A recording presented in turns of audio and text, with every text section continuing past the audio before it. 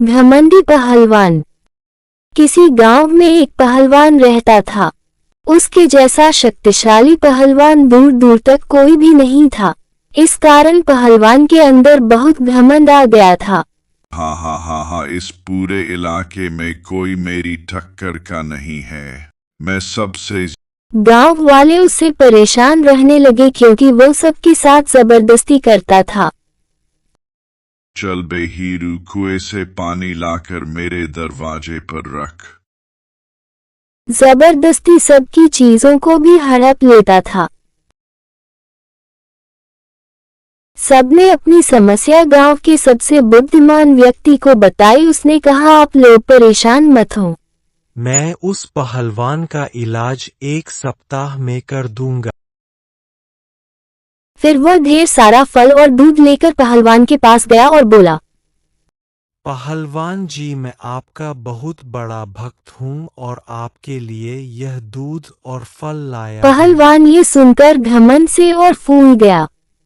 वह आदमी रोजाना पहलवान के लिए दूध और फल ले जाता और पहलवान मुफ्त का खाना पाकर खुश होता।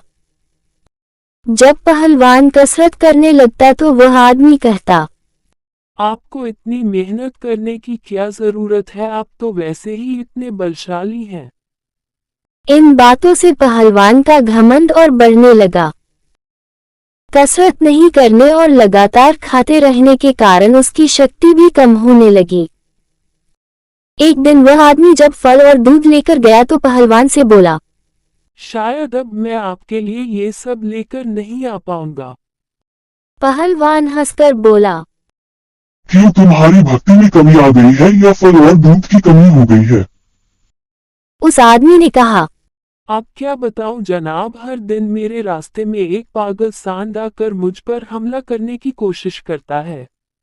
सांड इतना बलशाली है कि उसके सामने कोई टेक ही नहीं सकता, आप भी नहीं। पहलवान ये सुनकर गुस्से से आग बबूला हो गया और चिल्लाकर बोला, सांड हो या बैल, मैं सबसे कुश्ती लड़ सकता हूँ।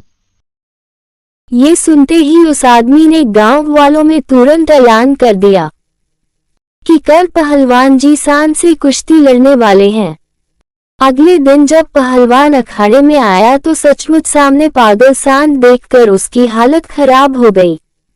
सांड ने एक ही बार में पहलवान पर ऐसा हमला किया कि वह चारों खाने चित होकर गिर पड़ा।